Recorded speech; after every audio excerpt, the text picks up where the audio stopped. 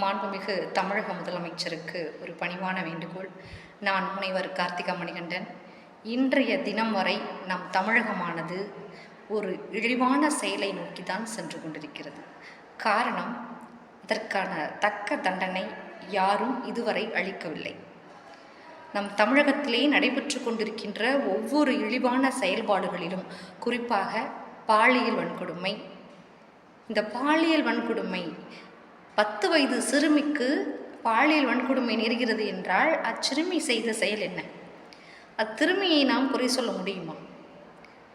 பெற்றோர்கள் எவ்வளவுதான் தங்கள் குழந்தைகளை பாதுகாப்பாக வளர்த்தாலும் அப்பெண் பிள்ளைகள் 10 வயதுக்குட்பட்ட அந்த பெண் பிள்ளைக்கு காமம் என்றால் என்ன, கற்பு என்றால் என்ன என்ற ஒரு புரிதல் இல்லாத இத்தருணத்தில் காமவெறி கயவர்களால் அப்பிஞ்சு குழந்தையானவள் துடிதுடித்து கொல்லப்பட்ட இந்த வேளையில் நம் தமிழகமே கொந்தளித்து அதற்கான குரல் அலைகளை எழுப்பு கொண்டுதான் இருக்கின்றன.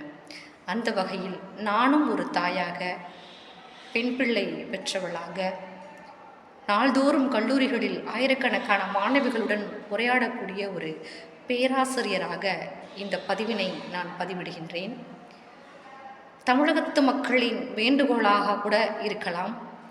எந்த ஒரு பெற்றோரும் தகப்பனும் தன் பெண் பிள்ளையை மற்றொருவர் தவறான ஒரு பார்வையில் பார்க்கிறார் என்றாலே சற்று கோபமாகத்தான் அதனை தன்னுடைய கருத்தில் வைத்துக் கொள்வார். அந்த வகையில் நம் தமிழகத்தில் பிறந்த எந்த ஒரு தமிழனும் தவறான பார்வையை, தவறான கண்ணோட்டத்தை பெண்கள் மீது வைக்கக்கூடாது. அப்படி காம வெறி பிடித்த அந்த கயவர்களுக்கு தக்க தண்டனை நாம் அளித்தால் மட்டுமே மற்றவர்களுக்கு இந்த எண்ணம் சிறிதளவும் ஏற்படாது. இப்பேற்பட்ட அயோக்கியர்களை நாம் ஏன் சிறையில் அடைக்க வேண்டும்? சிறையில் அடைத்து அவர்களுக்கு நல்ல அறுசுவை உணவும் கொடுத்து பாதுகாப்பு ஏன் அளிக்க வேண்டும்? அவர்களுக்கு உடனடி தண்டனை வழங்க வேண்டும். உங்களை மக்கள் தேர்ந்தெடுத்து முதல்வர் என்ற அரியணையில் அமர வைத்திருக்கிறார்கள். உங்களுக்கு நாங்கள் பக்கபலமாக இருக்கின்றோம். தவறு செய்தால் தக்க தண்டனை அளிக்க வேண்டும். இது போன்ற பாலியல் வன்கொடுமைகளுக்கு நாம் இடம் தரக்கூடாது. நீங்கள் எடுக்கின்ற முடிவுக்கு மற்ற அரசியல் கட்சி தலைவர்களும் பொதுமக்களாகிய நாங்களும் நல்ல ஆதரவு தருகின்றோம்.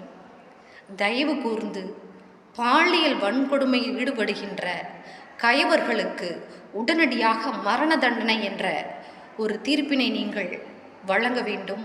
இது மற்ற கொடிய மிருகங்களுக்கு ஒரு எடுத்துக்காட்டாக இருக்க வேண்டும் என்ற வேண்டுகோளை உங்களுக்கு நாங்கள் வைக்கின்றோம்.